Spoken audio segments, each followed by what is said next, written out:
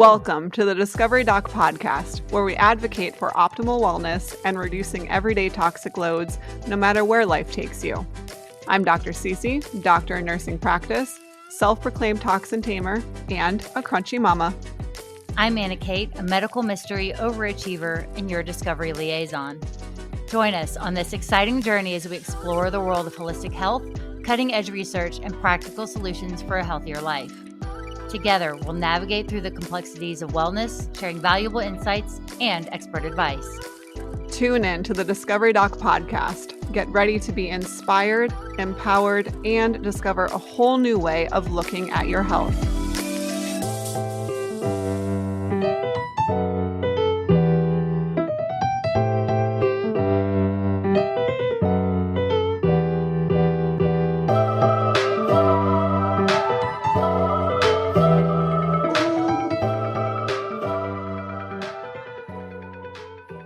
Welcome back to the Discovery Doc podcast. I'm here with your host, Dr. Cece, functional medicine nurse practitioner, self-proclaimed toxin tamer, and crunchy mama. And my co-host over here, I'm Anna Kate, your medical mystery overachiever and discovery liaison. And we are back with Dr. Natalie, which if you missed last episode, go back and listen to it because she dropped some total truth bombs and demystified some myths, and you won't want to miss what she told us in our last episode. Yes, Dr. Natalie is a hormone specialist. She is also known as a PCOS doc.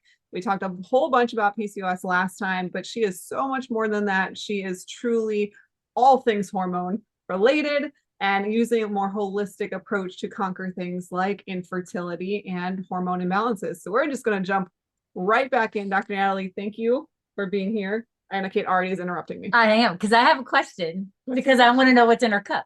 Oh, so funny. What do you like in your cup? Well, right now it's just straight water. But typically I do King coffee, or electrolytes. So I'm like a huge pickleball cocktail fan. Have you guys had the pickleball cocktail by Jigsaw?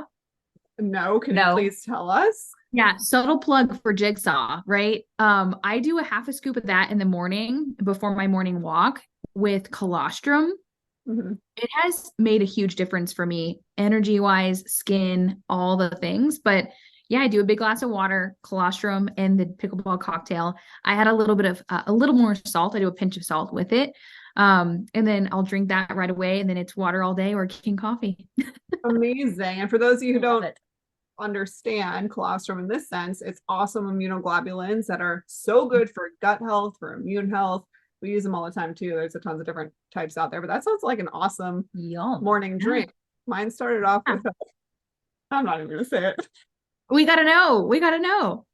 Today it started off with an ice caramel latte with almond milk, and it's still sitting about half full, and it is, almost 5 o'clock. So I'm not drinking it anymore. It's just like the little snippets that I needed to sip. A little sip. Otherwise, water with electrolytes is my jam. Yeah. So, and a little pinch of salt too. So my drink today was the Richmond Blend tea, which has cinnamon in it. So it's a black tea, and the longer it brews, the sweeter it gets. So I don't have to put any sugar into it. And it tastes so good. It's going to be my winter coffee. I'll have to bring you some. She is last time she had like a white peach organic tea. You're a tea fan, aren't you? I am a tea girl. She drinks the coffee. Yeah. So I'm the coffee girl. I get it. I am a coffee connoisseur through and through. But see that's my issue is I'm a coffee snob. So I won't just drink coffee around. Yes. A very specific coffee that I will drink. Same. I won't just drive through a Starbucks and grab a coffee. That does not happen in my world. But I know all the local coffee shops. I know what kind of coffee beans they have, if it's organic, how high the altitude was. Yeah. That is me. Everyone thinks I'm crazy, but that is me. And it's so funny because looking back, I survived off of Starbucks in college. Same. How things have changed. Mm-hmm. I used to be friends with the Starbucks employees in college because I lived there. I was like, that's my office in college. And now I'm like, I haven't been through Starbucks in years, literally, maybe 2 years. Agreed. And last time I did, it was probably 3 or 4 years ago. It does not, I remember it tasting, craving it and tasting it and being like, this is the most amazing thing. And now, and 3 or 4 years ago when I had it, I was like, holy moly, this tastes like fake coffee. Oh, when you learn also that they burn the beans like intentionally, so you can't taste the actual quality of the coffee bean, it's a no for me. I just can't. Dog. So I'm Yeah. still a tea girl when I go there. What do you got? But So you still go? Oh, you still go there? I still For yeah, tea. for tea. I don't get coffee because that's just You're Right. yeah. Well, and I'm sensitive to mold. So I can't, even if I did, I couldn't get from there anyway. But I like the chai with oat milk or almond milk. That's kind of my thing. That used to be my drink when I went to Starbucks, the chai. I liked that. Yeah. Or the medicine ball. So that's a great one because it's a tea bag. That.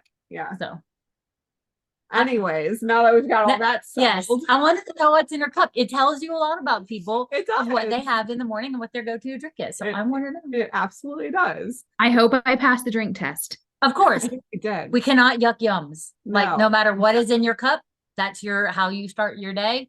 So Okay. if it was a iced caramel macchiato with all the sugar and all the things, not that you would because of our conversation in our last episode, but Yep. for one drink. One vice, guys. Well, you are making another human. Yeah, So yeah, baby's craving it. Okay, we're just gonna Aw, you can't say no. Can't say no to the baby. the baby. This was happening way before baby. yes. But No one. No. I know nobody needs to know. Just ignore that. Something that you mentioned before that I am dying to dig in with you is birth control. So we talked a Yes. little bit about this a couple episodes ago and my views on it. And that is just that it's slapped on everything and handed out like candy, and it's not fixing the hormonal imbalances. It's just shutting down that feedback loop, unfortunately. And so, there's crazy stats out there, like 60% of women who are on birth control, it's not actually for preventing birth or, getting Pregnancy. pregnant. It is to help manage other symptoms. Since you are the specialist here, what is your take on birth control? When are you an advocate for it? When do you say, hey, we might want to reconsider other options here? Yeah. Okay. So I will preface it with I probably have extreme views in that. Welcome In to that. Okay. Good. In that, I feel like it's obviously it can be useful for contraceptive purposes, right? I think the majority of the time it's not being used for that, right? But I think we have much safer ways of preventing pregnancy than a hormonal pill. I see issues with IUDs. I see issues with the Nexplanon. I just had a patient the other day with vulvodynia from Nexplanon. Horrible pain with sex now, burning. She has sores, and just all sorts of discomfort on her vulva because of Nexplanon. And it started within the month she got her Nexplanon, which is the implant in your arm, if you're listening. But so there's issues that come with all of them, which is why I am this extremist in that I'm like, are any of them really safe? I can't say that for sure, right? I would love to say they are. Now there's definitely going to be better options, and you would probably be more of an expert on this than I would because I don't prescribe birth control. I'm very pro understanding your cycles, using the fertility awareness method, using, fertility tracking devices to understand if you're trying to avoid, or if you're trying to conceive, understanding how to use those devices and your own bodily clues to be aware of that fertile window. Because if you just know when that like 4 to 5 to 6 day period is in your cycle that you're fertile, it's very easy to avoid conception and avoid getting pregnant if you know those signs and those markers to look for, or those different parameters that your body will show you. So that's kind of my viewpoint on it, as far as, what's safe and what's not. But I do agree with you that I feel like it is no longer used just for contraceptive purposes. It's literally being used as a catch-all to fix all hormone related issues. And women are under the impression that when they're on it, their cycles are normal and they're having regular periods. And we know, and I'm sure you talked about this, is that the periods we see when we're on the pill are not real periods, right? They're just withdrawal bleeds. And so women are under the impression for years and years and years that they have regular periods, and they actually do not. They're having a synthetic withdrawal bleed. They're seeing blood coming out of their body, but it's not a true healthy menstrual cycle. So I think that is a major issue. And it's not our fault. It's not on the fault of women. Women are not being properly informed of the side effects. There's no informed consent happening when this is going on. And I mean, the side effects are a whole nother story. Do you want me to go into that? I would love to, because we touched on it a little bit, but I would love to hear. Yes, I think it's worthwhile for people to hear this multiple times over, because one quick thing before you proceed forward on that is, I wish that in like our sex education in fifth, sixth, seventh grade, that it was taken seriously to teach women about their bodies. That, okay, teach sex education because it's becoming of age where you are going to get your cycle. And so here's how you prevent getting pregnant type of thing.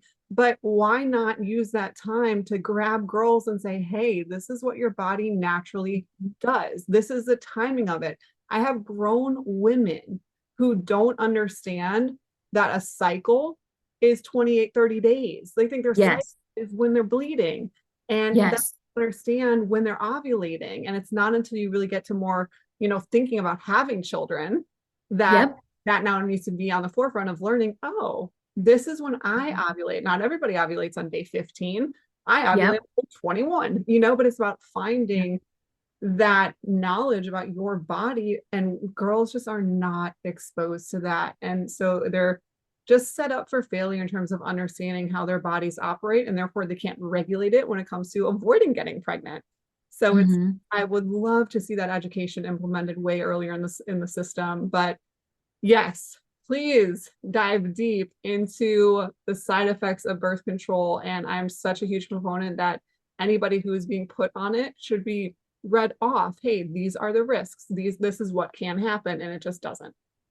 Yeah. I mean, first of all, I can't agree with you more about the need for education at a younger age in our science classes, in, whatever classes that are being taught, sex ed, whatever.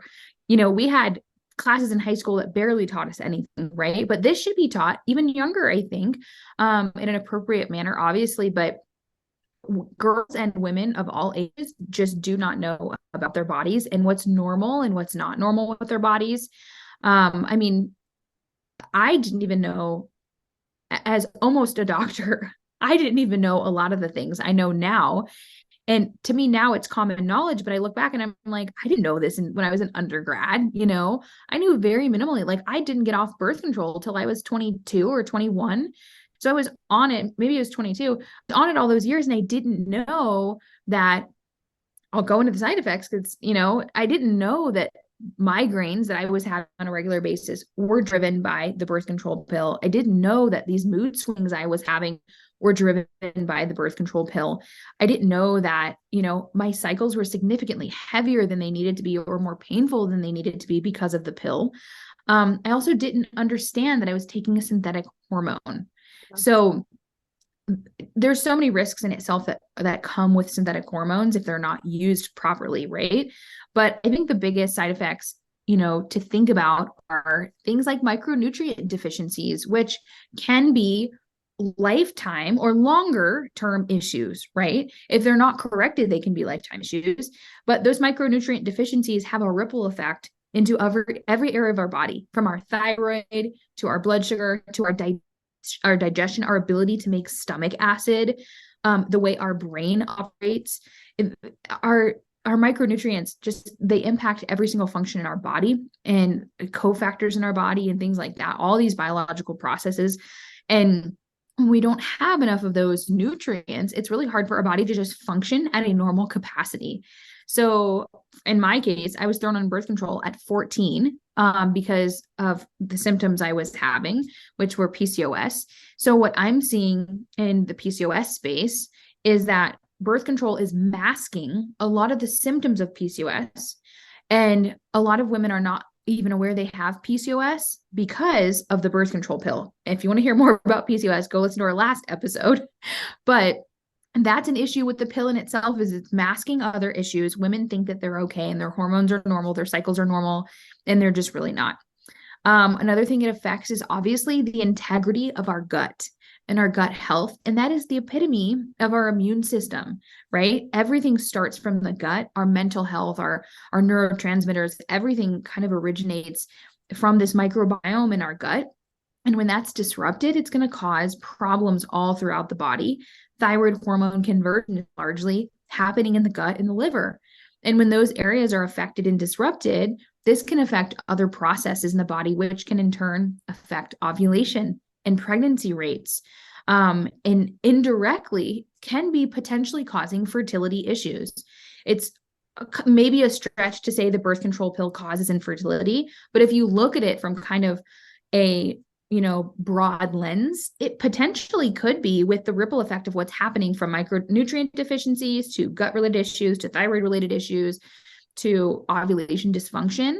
Because what happens is when you're on the pill, this connection between the brain and the ovary is severely disconnected.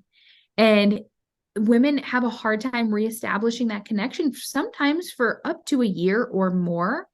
And so their bodies are having a hard time connecting in multiple ways. They're not producing the hormones that they need to, because the body has been so disconnected from this normal reproductive rhythm that it just doesn't know what to do.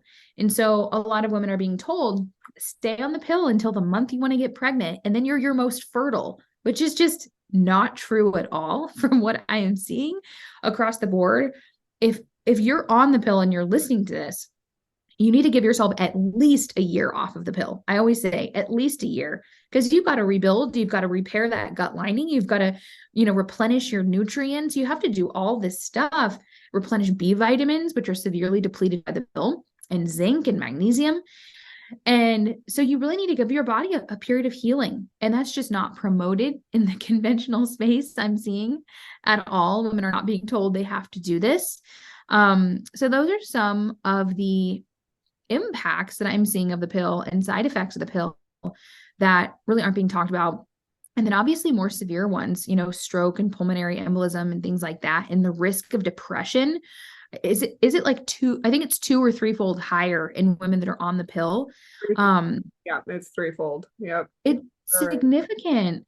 And then another mechanism to think about is anxiety. Women that I'm seeing often are coming in on the pill and they're very anxious because they're not having that amazing hit every month of progesterone, or calming hormone that's secreted after we ovulate. They're not having that normal process. So there's no breaks in their brain ever throughout the month. They're not getting that relaxing hormone and those relaxing neurotransmitters produced from the brain that they should be.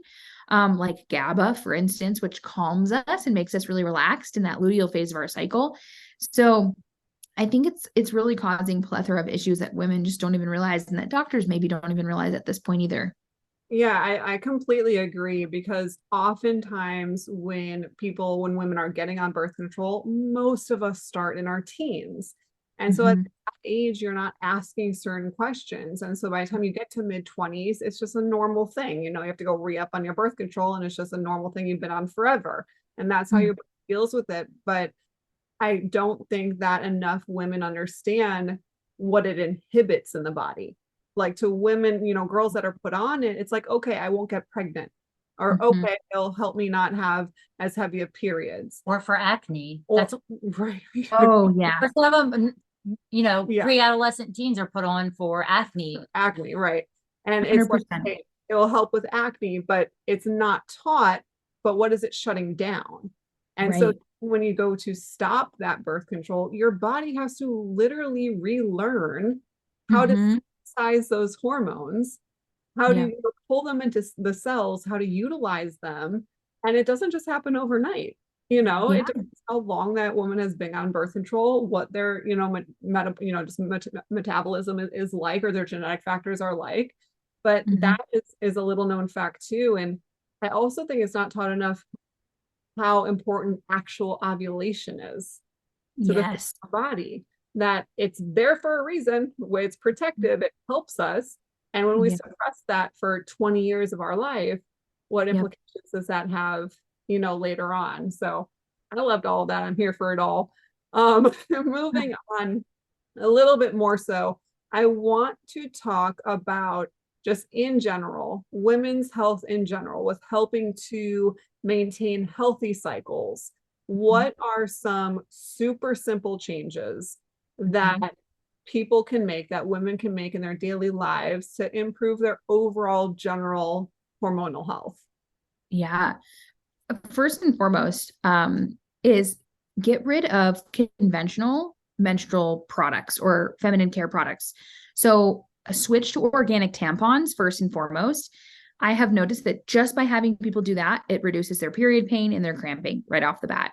So that kind of falls into the category for me of reducing toxin exposure. So reducing toxin exposure from your tampons to your water supply, to your food supply, and your environment as much as you possibly can. And what I say, a good rule of thumb is I always start with what goes in my body, then what goes on my body, and then what's in my environment. So that's what I teach my patients is those three things. Start there. What you can control first that goes in your body. Maybe do it month by month, right? And think tampons, they go in your body as well. Like you're absorbing that bleach and dioxins and all the chemicals that come in conventional tampons. So that I kind of included in that first category. If you're using a menstrual cup, make sure that it's a high quality cup. It doesn't have chemicals and things like that in it. When you're going to choose foods, choose higher quality foods whenever you can, right? Like look up the Clean 15 and Dirty Dozen if you need somewhere to start and get an idea of what foods you should be focusing on buying organic if you can. Choose a grass-fed meat over a grain-fed meat, things like that, which are really going to affect the entire body. And don't neglect healthy fats. I think a lot of women still, the 90s really ruined us. We're busters. The freaking 90s, I'm telling you, a lot of women are still not eating enough quality, healthy fats with like omega-3s from wild caught salmon and wild caught fish, healthy nuts and seeds, avocados, quality fats, like grass-fed butter. I think a lot of those quality fats are like building blocks of our hormones. And if we don't have enough of that, how can we expect to make healthy hormones? So that's a big pillar that, especially for fertility, but hormones in general, and hormones and fertility go hand in hand, they're being neglected. So when we incorporate more of those healthy fats, I typically see women feel better, their hormones feel better or look better.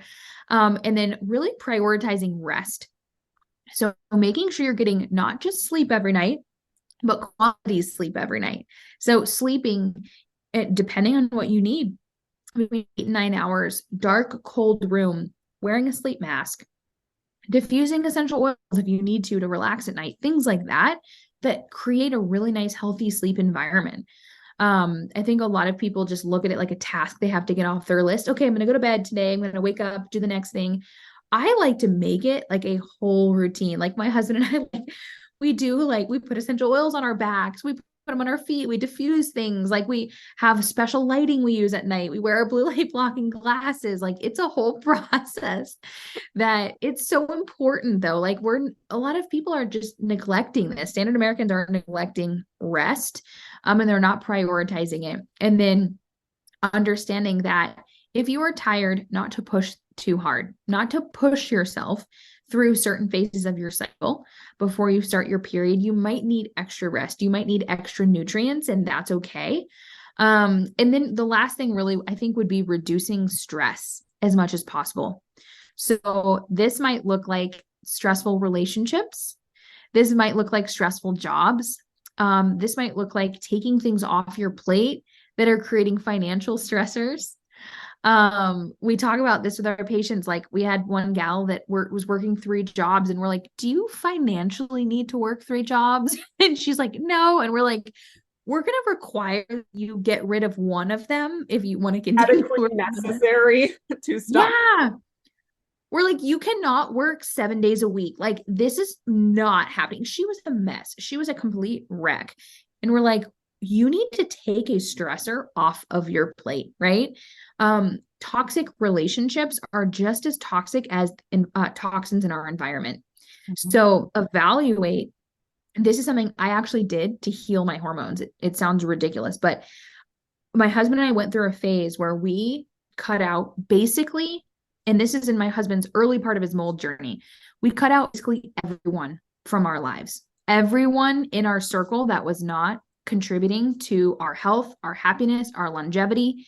And this was 99% of the people in our life, down to like our Bible study group. That was it. Like that was totally it.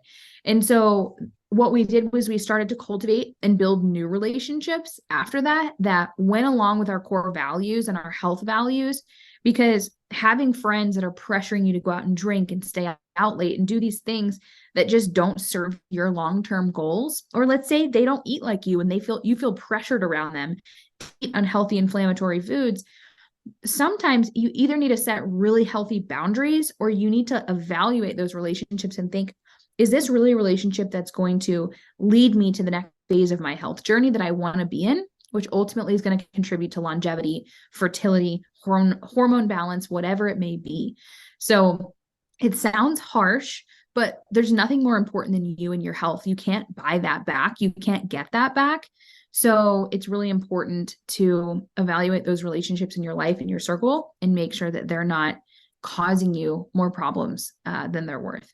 Right. And it is truly all encompassing. Health is not just, hey, take these 10 supplements every single day and you'll be healed. Health is your mind, your body, your soul, your spirit. It's everything interconnected. And if one thing is not on the same page as the next, then you will never feel as optimal as you could.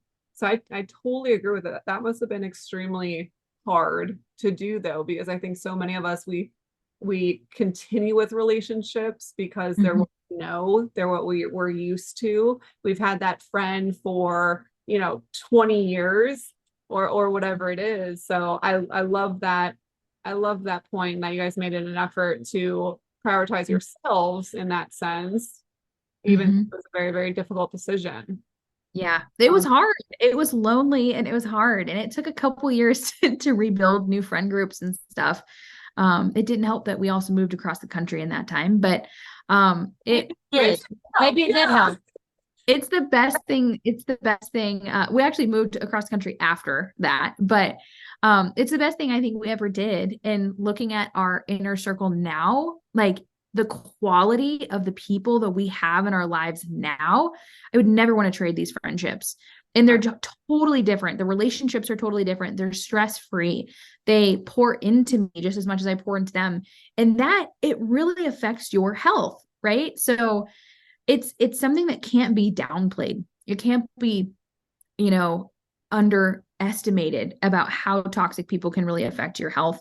And even if they're family members, I mean, there are times that there are family members of mine I don't speak to because I have direct symptoms after encountering that person. Like I will have 3 days of constipation after speaking with or being around a certain family member. That to me is my body's innate way of telling me this relationship is not healthy for your body. So be aware if you're listening to that. Like I say all this so that you can be aware of like the people in your life, how you feel when you leave them. Like, do they fill up your cup or do they drain you? Things like that is just important, I think, to look at.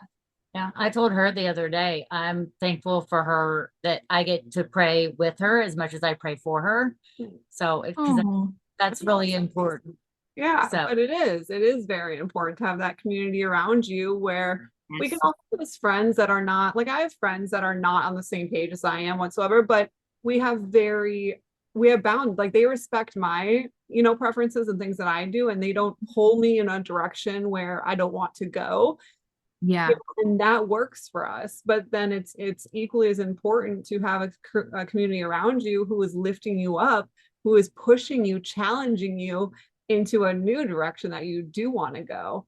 So I like that with talking to your patients and implementing some of those just lifestyle, what I would consider fairly quote easy lifestyle changes.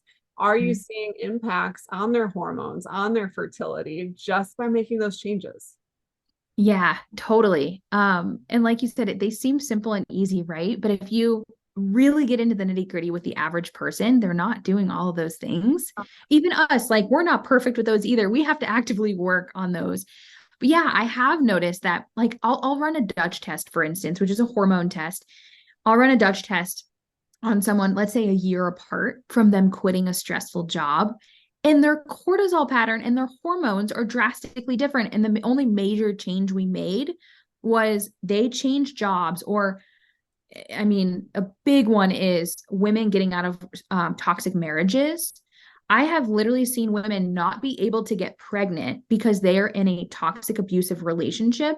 The second they get out, they start ovulating consistently again. Their hormones are balanced, things like that, which it's sad, but also crazy to think about how much an actual close relationship in your life can impact you. So I really think this has to do with the stress and cortisol cycle, and just how much cortisol can really impact every area of our body. And cortisol is our major stress hormone, right? So it can throw off our glucose levels, which can affect ovulation, which can affect hormones and fertility. It can affect sleep. So it's really this ripple effect throughout the body when we do not have a certain area of our body in balance. And also when we do have it in balance, how amazing the changes can be and how quick they can happen. But a cool story I have is one of my favorite couples I've ever worked with. They're just like, they have like my heart. I love them so much. They came to me and the wife had endometriosis and had been through several rounds of infertility. They came to me very skeptical, very skeptical. They'd done all the things, spent all the money on all the things. And one of my first things that I did with them, I didn't put them in any supplements, which I love, by the way, love supplements, but I had them modify their diet first and had like a fertility friendly diet. And in my investigation, I found out that the wife had those little Bath and Body Works wallflowers, those fragrance diffusing, like puffy, whatever wallflowers all over her house, in like every room of her house. And I said, you're going to hate me right now. I said, but you need to go today, remove all those fragrances from your house and get rid of them. And I swear they thought I was crazy because I just had them do 2 changes. I was like, these are all the things I want you to do. Just by doing those 2 changes, within a month, she had a normal cycle, first normal cycle. She hadn't had periods like for 9 months at a time. And I'm like, okay, so step 1, right? Then we had a better idea of what her labs were doing. And we were able to go in and modify with supplements and things like that and support her body. But the 2 biggest things were diet and environmental toxins. And 90 days after that, she was pregnant. So it's pretty cool to see those direct impacts. And that's just one of many that I've seen that has happened like that. So it's really cool to know that you can make these really, really simple, small changes and see these huge results, which doesn't seem possible when you're in the thick of it, and you may have already done those 2 specific things I just mentioned, but there might be 2 other little things that you have to do that are just as easy as those other 2. And it's just figuring out where in your life you need to tweak that you can see the results.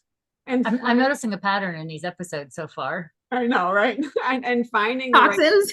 Yeah. Well, making small little changes in every area. I mean, it's like Pete and repeat. We're sitting on a log. Pete fell off, and who was left? And you're here repeating what we've been saying for the last 4 or 5 episodes as well. Just those small little changes they matter so much. Yes.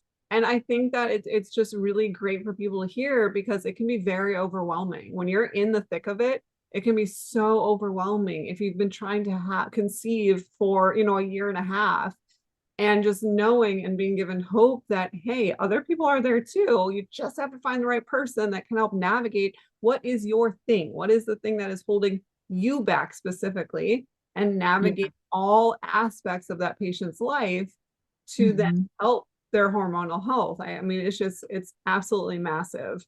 Kind of switching gears a little bit. I would love to talk about pregnancy a little bit, since you help so many women become pregnant.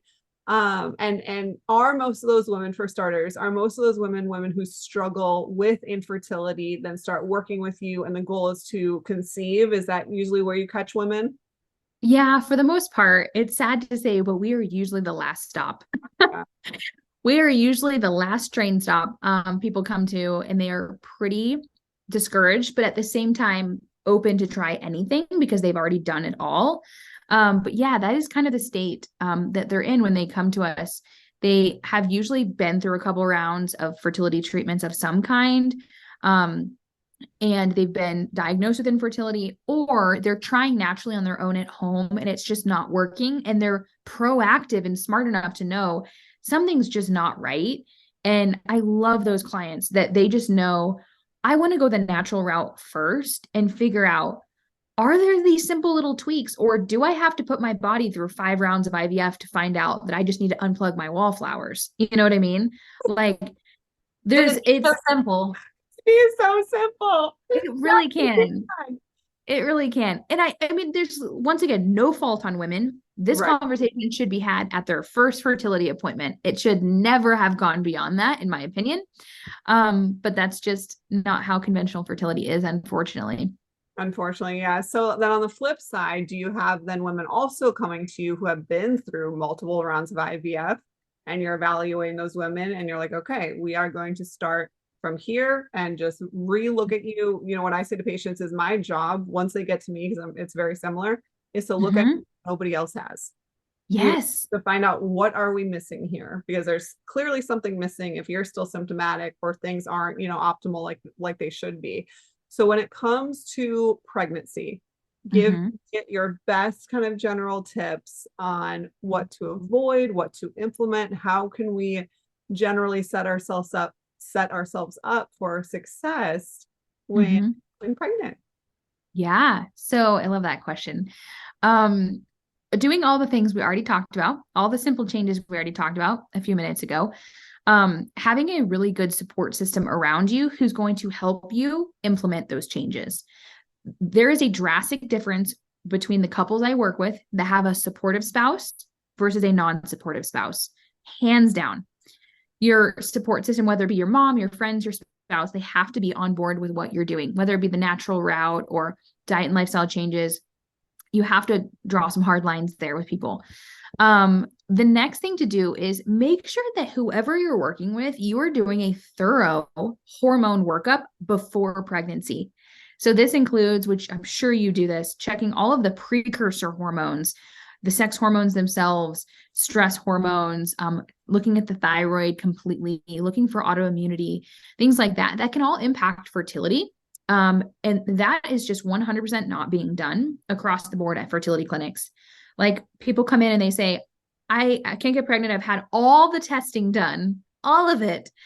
They come in with like 4 tests. I'm like, so your specialist that you just paid $50,000 to only ordered FSH, LH, estrogen, and progesterone? And maybe a TSH.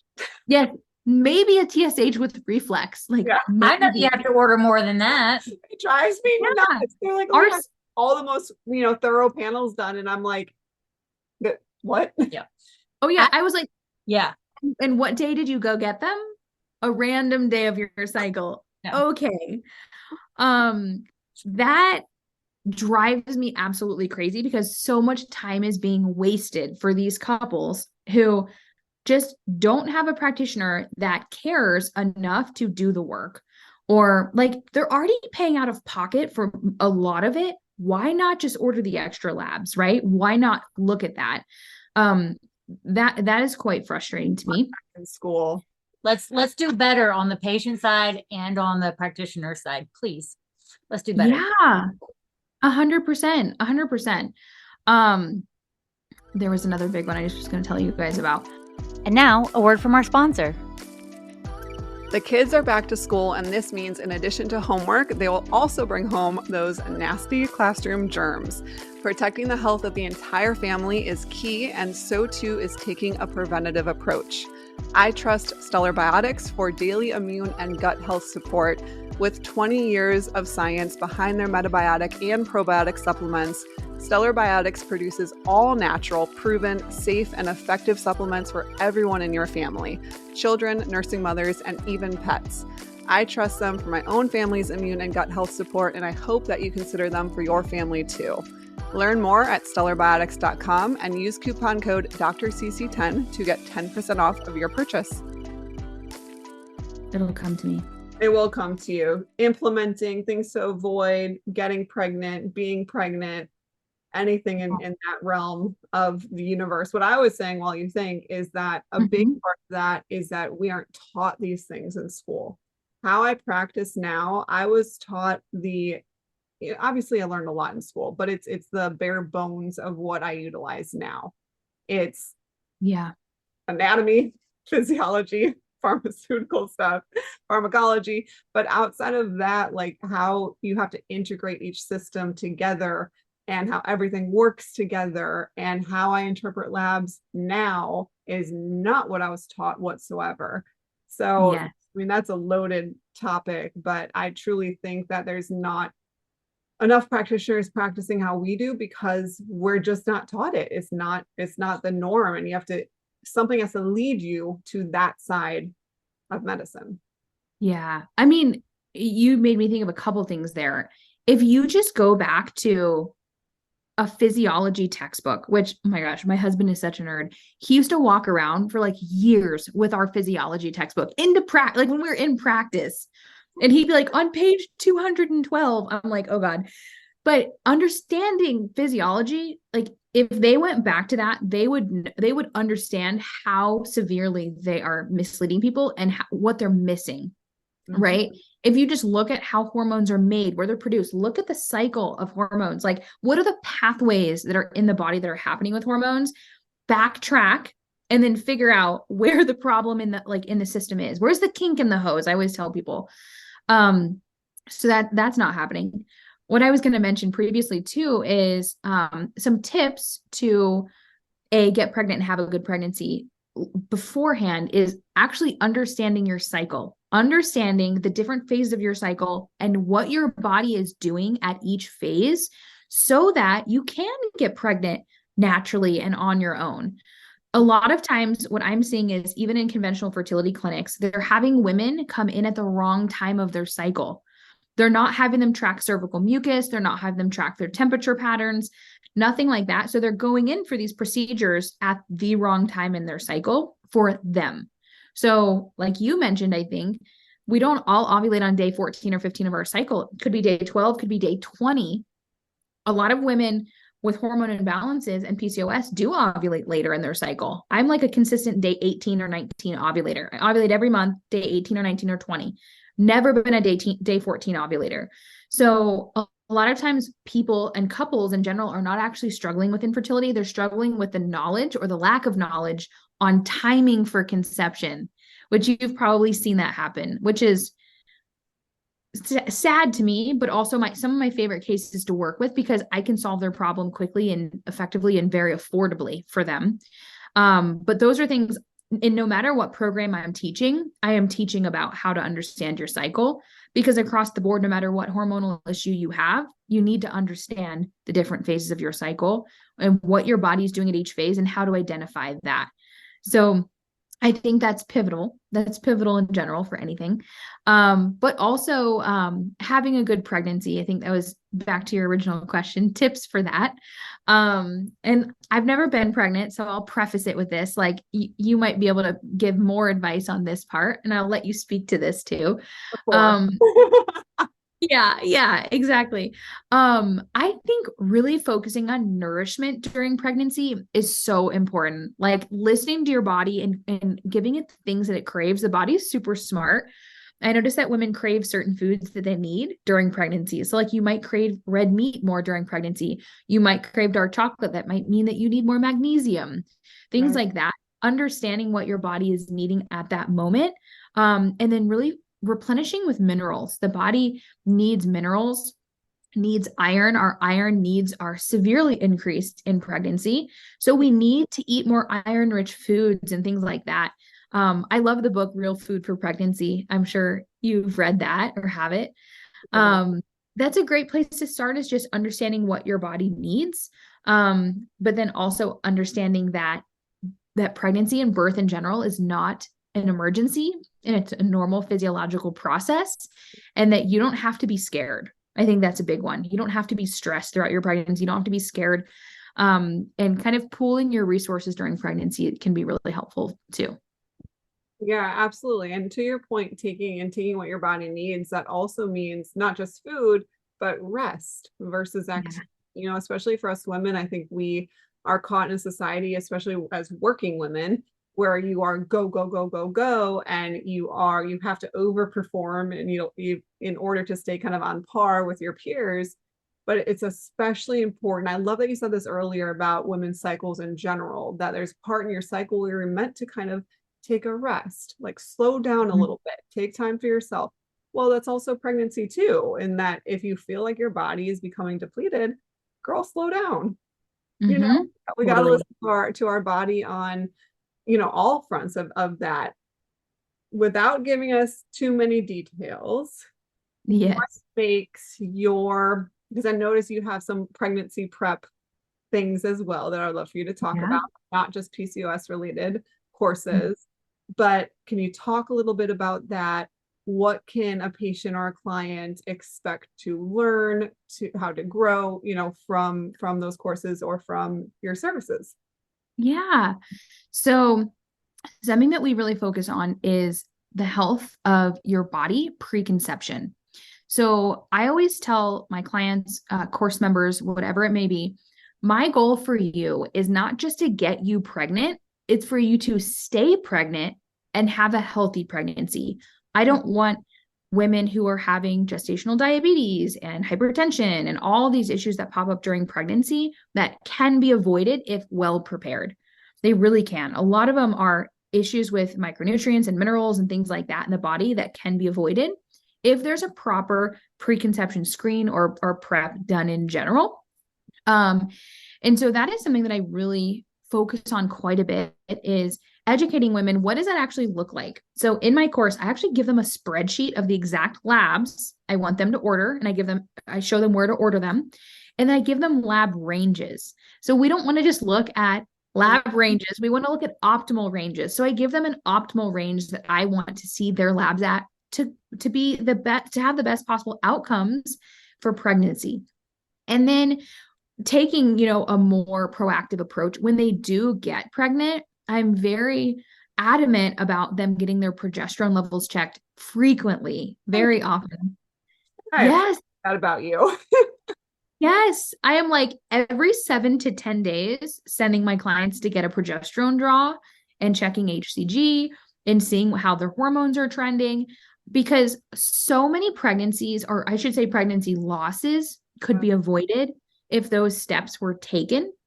And it just makes me sad to see from the outside, for people who I'm not caring for, that's not being done. Like that should be standard. I've had to literally fight with OBs to just get them to order progesterone on a pregnant patient. Oh yeah. I have OBs that obviously I don't see the pregnant woman in terms of, OBGYN type of things, but as soon as my patients get pregnant, they have a script for progesterone on hand from a compounding pharmacy. I'm looking at it, as soon as they get pregnant, 10 days-ish later. And I can't tell how many OBs I have that are like, oh, stop that. You don't need to be using that. And I'm like, no, keep going until we're safe here, especially if you've had a previous miscarriage.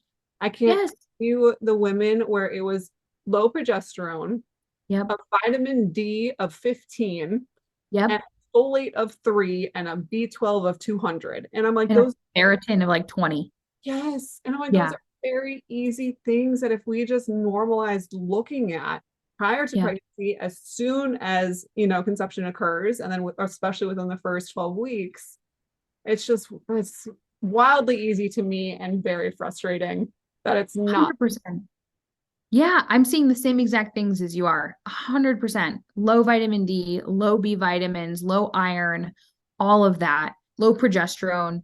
Yep. And those things are all we can easily support the body with those very quickly too, especially with like really high quality oral vitamins and things like that. They can take liquids in high doses, and get their nutrient stores up quickly, right? So I love the way that you do that too, because it's not happening everywhere, at all. So I would say that is really where we're different. And then really talking about preparing the body mentally and physically as well. So I have a guest expert in one of my courses, and she comes in, or in my pregnancy course, and she comes in and kind of talks about like mother wounds and the spiritual roots of infertility, and like the stories that we are telling ourselves that lead to this process and that can make it difficult. Even women kind of telling themselves pregnancy is going to be hard. It's going to be painful. It's going to be this. And that in itself can actually be the reason why you're not getting pregnant, because your body inherently and intuitively is afraid of that process. Right. So working through those emotional phases too is a big part of how I help women prep for pregnancy. And then understanding obviously the importance of pelvic floor health, understanding the importance of sleep and movement. And then there's so many choices that you have to make too as a mom and in pregnancy. And that's something that I love to teach women about, because there's so many scans and everything pushed on you during pregnancy.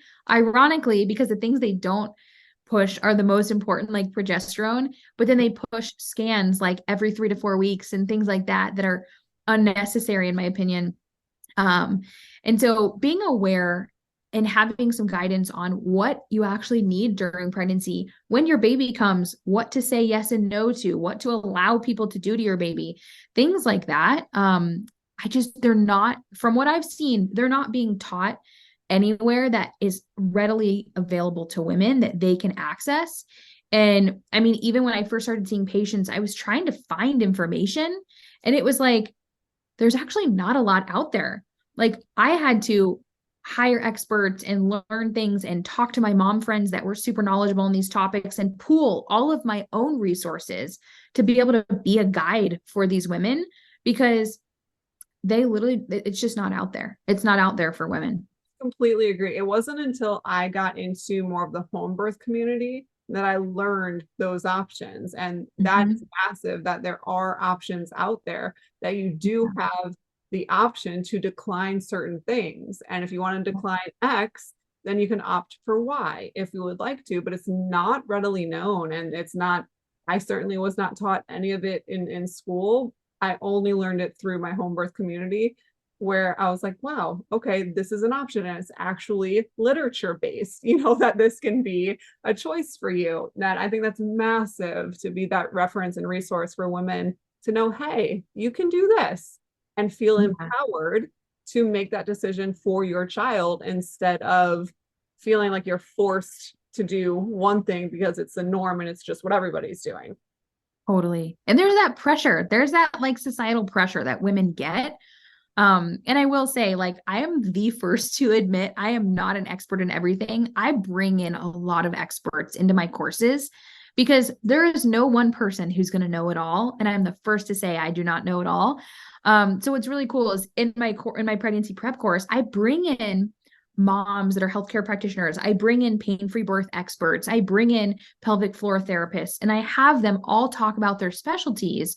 And one's a doula, because that is important for women to hear all the different sides and be able to ask those experts questions or hear their Q&As they've done previously. Because once again, like, how do you know how to find a doula? How do you know how to find a midwife? Most women don't even realize that they don't need an OBGYN in pregnancy, that they can hire a midwife and a doula to oversee their whole pregnancy, which is so amazing too. And it's just a big misconception that they have to get an OBGYN right away. They have to do all these scans. And it's not true. You can do it however you want, and you're totally in control. And I love to empower women to make those decisions. Yeah. And it makes it feel like birth is ours again.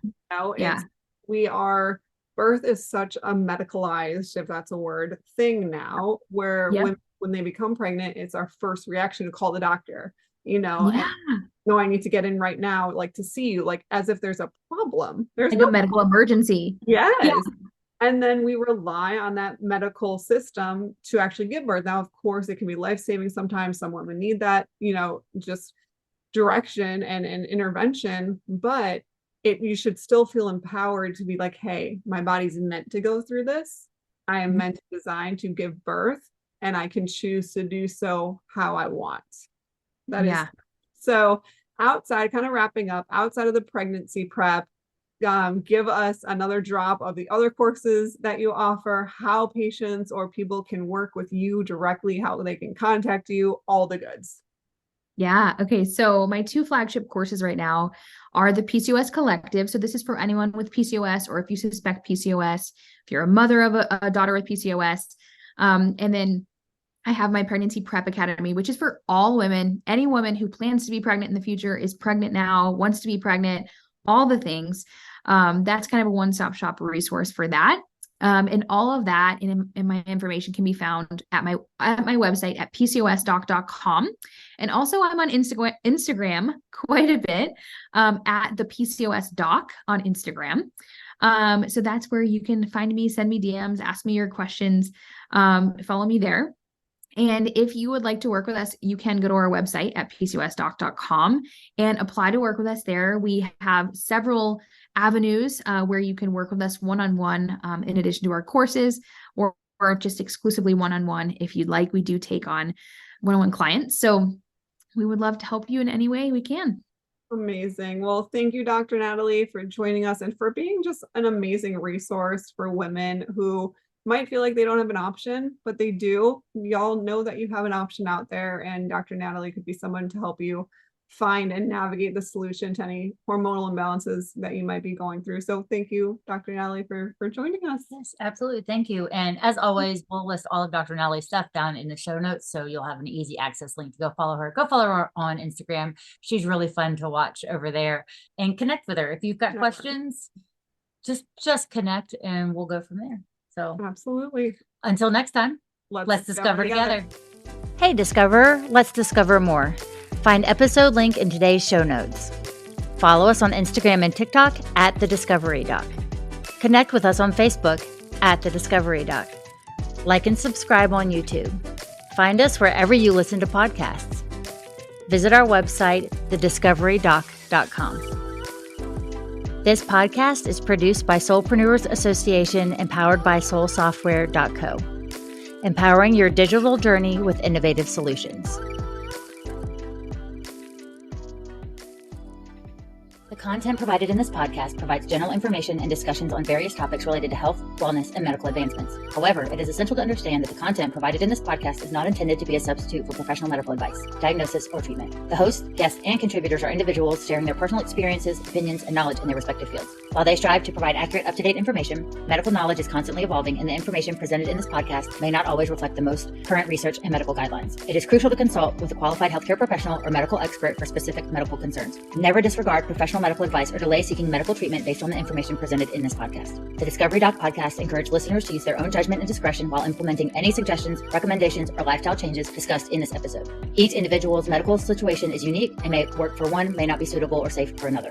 The podcast hosts, guests, and contributors are not liable for any direct, indirect, consequential, or incidental damages or harm that may arise from listening or acting upon the information provided in this podcast. Listeners are responsible for their own health decisions and should exercise caution and seek professional guidance when necessary. By listening to this podcast, you acknowledge that you have read, understood, and agreed to this medical disclaimer.